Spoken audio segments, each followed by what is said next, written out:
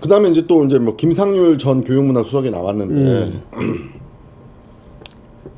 그 소추 사실 중에 보면 이런 게 있어요. 그러니까는 그 스위스에 어떤 회사가 있는데 평창 올림픽 관련해서 최순실이 뒤에서 조정을 해서 누슬리라는 회사입니다.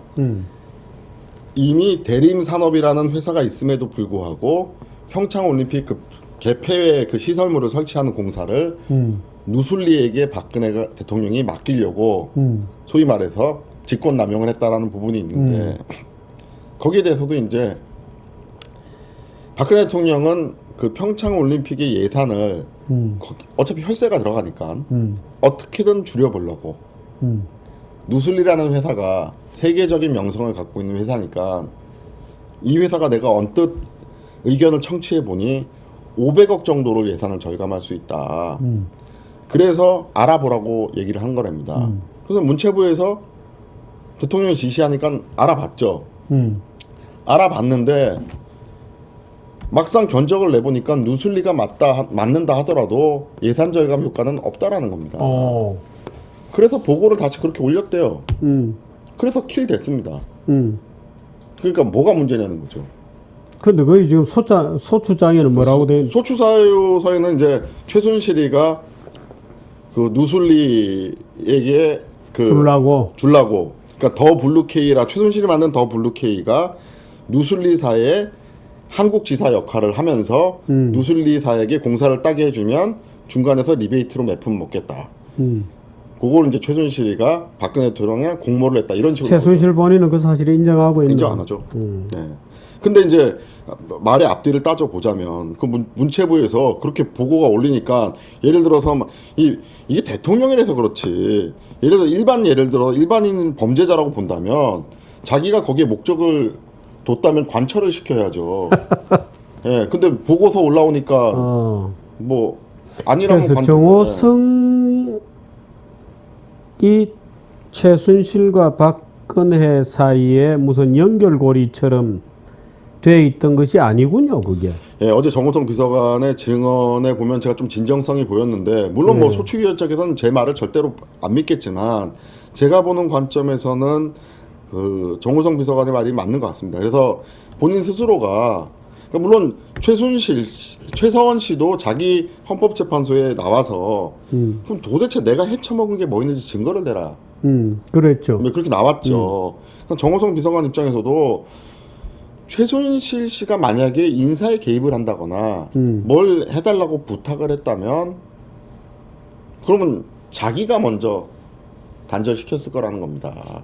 그래서 단순히 이제 몇 가지 소소한 부분들은 이제 소추위 측에서 이제 비선 실세의 증거라고 내세우는 몇 가지 문건은 그거는 정호성 비서관이 그 너무나 오랫동안 알아왔던 관계니까 나라를 위해서 관심 있는 줄 알고 그건 준 게 맞는데 그게 최순실 씨의 어떤 사익과 연결되는지는 몰랐다는 거예요. 그럼 왜 몰랐냐? 너 왜 몰랐냐? 이렇게 재판관이 지적을 하니까 참 재밌는 말을 했습니다. 그 박근혜 대통령의 그 부정부패에 대한 연결성은 다른 정치 지도자하고 비할 바가 안 된대요.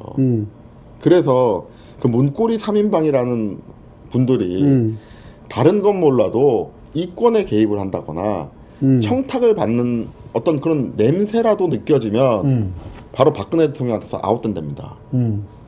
그래서 정호성 비서관 얘기가 그래요. 평생 동안 나는 절대된 삶을 살았고 그 문고리 3인방이야말로 다른 사람은 어떻게 볼지 모르겠지만 우리는 책 잡힐 조금이라도 일을 한 적이 없다. 주말에든 어디든 약속을 안 잡았대요. 정호성 비서관이. 그건 제가 알고 있습니다. 정호성 비서관이 제 고등학교 선배이기 때문에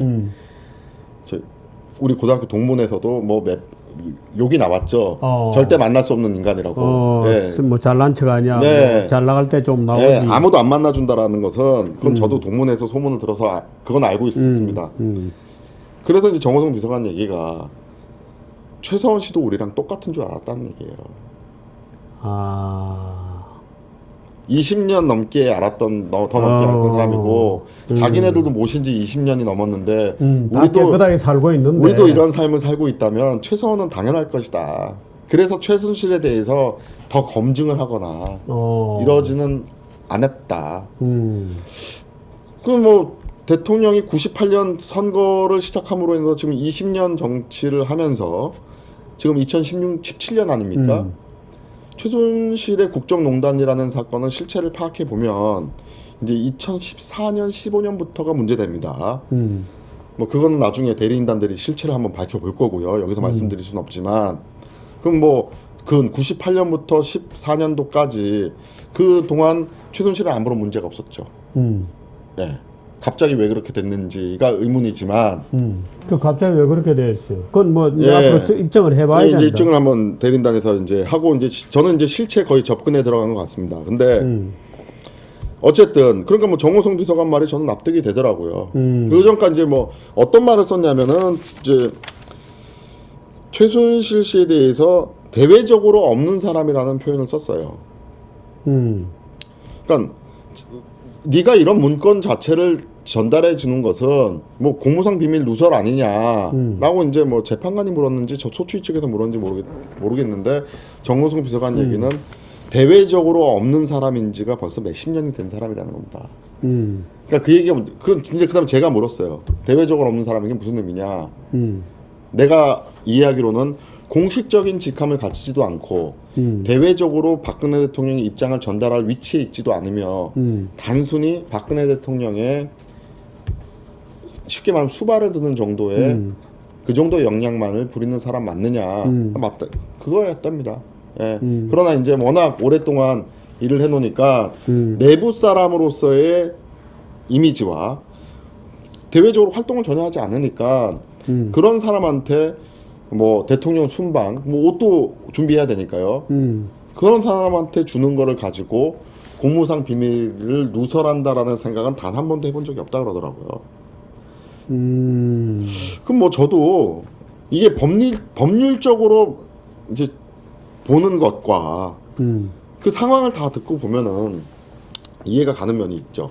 그래서 뭐 KD 코퍼레이션 관련된 얘기도 있는데 소추사실 중에 이런 얘기가 있습니다. 박근혜 대통령이 최순실이 아는 지인의 중소기업을 현대자동차에 주선을 해서 뭐 납품을 받게 했다. 그 얘기도 이제 정호성 비서관이 이런 얘기를 하더라고요. 그 박근혜 대통령 해외 순방에 나갈 때 경제 사절단을 한번 본 적이 있느냐? 대한민국 건국 이래 가장 많은 중소기업 사절단을 이끌고 간 대통령이고 중소기업의 가장 큰 약점은 신뢰도랍니다. 외국 사람 입장에서는 널 뭘 믿고 우리가 거래를 하냐. 그러니까 대통령이 내가 보증을 서겠다 한마디만 해버리면 거래가 된다는 거예요. 그래서 박근혜 정부 들어오면서 단 한 개의 회사도 그 제가 대통령 경제사절단에 저희 대표도 따라가겠습니다라고 신청을 했었을 때 거부된 사례가 없대요. 무슨 수를 쓰더라도 박근혜 대통령이 데려가가지고 아니 박근혜 대통령 예를 들어 중국 가면요 이럽니다. 중국 가면 예를 들어서 그 누구야 그 저 시진핑 말고 그 수상 예. 그 2인자 예. 그 부탁을 해가지고 예예. 자기하고 같이 간 중소기업가들을 다 1대1로 세워서 사진 찍어 달라고 부탁을 하는 거예요. 예예. 그러면 이제 이 총리가 해주는 거죠. 그러면 이제 중소기업가들은 그 총리하고 찍었던 사진을 들고 이제 어디 지방에 다니면서 많이 유용하게 그렇습니다. 써먹는 거예요. 그래서 다 같이 가는 거죠. 그래서 박근혜 대통령이 정상외교를 할 때 만찬 시간에 밥을 못 먹는답니다. 못 드신답니다. 왜냐면 그거 소개하느라고 바빠가지고. 그래서 이제 정작 만찬 때는 식사를 못 하고 그거 다 소개하고 난 다음에 본인은 숙소에 와가지고 죽을 드신대요. 배가 고프니까. 그래서 이제 정호성 비서관 얘기가 KD 코퍼레이션 그거 하나만 딱 집어서 얘기하지 말고 중소기업 개별 박근혜 대통령이 외국 나가서 다 비즈니스 한 거를 다 한번 봐봐라. 그럼 그것도 다 직권남용이냐.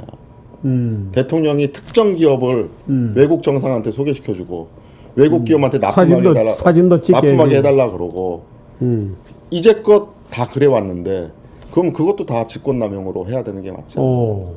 예. 그러니까 이제 뭐 그건 이제 정호성 비서관 얘기고요. 수사 기록을 본 저 같은 경우에는 KD 코퍼레이션 같은 경우도 당초에 목표로 했던 부분을 얻어내지도 못했어요. 그 현대에서도 나름대로 자기 기준에 그렇지. 따라서 예. 기준에 따라서 납품을 받았기 때문에 법률적으로 굳이 한번 따져 본다면 과연 이것이 아까도 말씀드렸지만 내가 뭘 거기서 리베이트를 받거나 이러려면 항상 범죄의 법칙은 이렇습니다. 주필님. 제가 주필님한테서 어떤 리베이트를 받으려면 주필님이 10억의 이득을 얻게 하겠습니까? 100억의 이득을 얻게 하겠습니까? 그게 이득이 많아야 좋지. 그렇죠. 그걸 위해서 범죄 계획자들은 온갖 수단을 다 쓰게 돼 있습니다. 근데 그걸 안 한다는 게 말이 안 되죠. 그러니까 오케이. 그렇습니다.